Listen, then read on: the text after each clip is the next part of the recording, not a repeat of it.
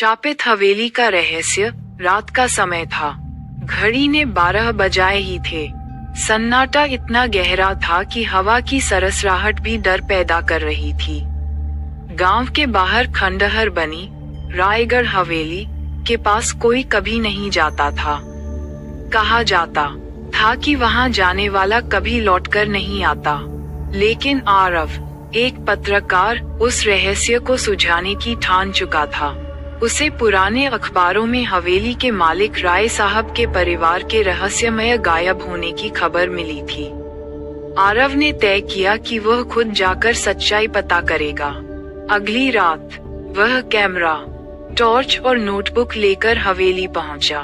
जंग लगे फाटक को खोलते ही एक ठंडी हवा का झोंका उसके चेहरे से टकराया। ऐसा लगा जैसे किसी ने उसे रोकने की कोशिश की हो, लेकिन वह नहीं रुका। अंदर का माहौल भारी था। दीवारों पर जाले, फर्श पर धूल की मोटी परत और टूटी खिड़कियों से आती हवा में एक अजीब सी गंध। टॉर्च की रोशनी में उसने देखा, दीवार पर पुराने परिवार की एक तस्वीर टंगी थी। फ्रेम के नीचे लिखा था राय परिवार 1896, लेकिन तस्वीर में सभी के चेहरे धुंधले थे। सिवाय एक के, एक छोटी बच्ची का चेहरा साफ दिखाई दे रहा था।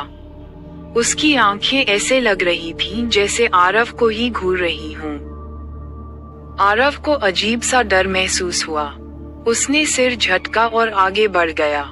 मुख्य हॉल में पहुंचकर उसने कैमरा चालू किया और रिकॉर्डिंग शुरू की।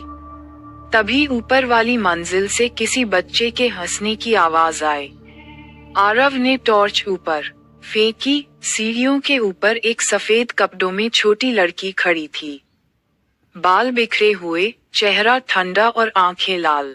आरव के हाथ कांप गए। वह बोला, तुम कौन हो?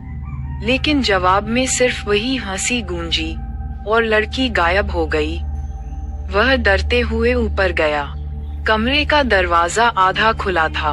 अंदर उसने देखा, दीवार पर किसी ने खून से लिखा था, वो लौट आए हैं। अचानक दरवाजा अपने आप बंद हो गया। आरव ने दरवाजा खींचने की कोशिश की, लेकिन वह बंद था। कमरे के कोने से कदमों की आवाज आने लगी। धीरे धीरे सफेद कपड़ों में वो लड़की फिर सामने आई। अब उसके पीछे 3 और साए थे, एक औरत, एक बूढ़ा आदमी और एक नौकर। सभी की आंखें खाली थीं और चेहरों पर सड़न के निशान। लड़की बोली, हमारे साथ रहो, अब तुम भी हमारे परिवार का हिस्सा हो। आरव चीखा। नहीं। उसने कैमरा फेंका और दरवाजा तोड़कर बाहर भागा। लेकिन नीचे पहुंचते ही हवेली के दरवाजे अपने आप बंद हो गए। बाहर बिजली कड़कने लगी। आसमान में बादल गरजने लगे। अचानक हवेली की सारी लाइट्स जल उठी, जैसे कोई पार्टी चल रही हो।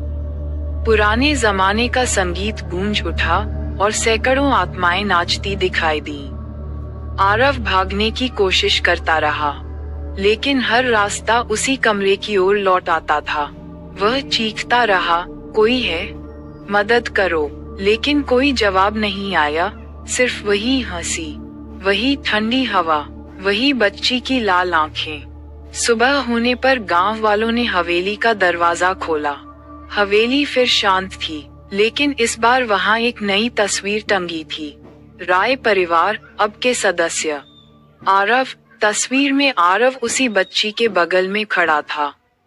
चेहरे पर वही ठंडी मुस्कान।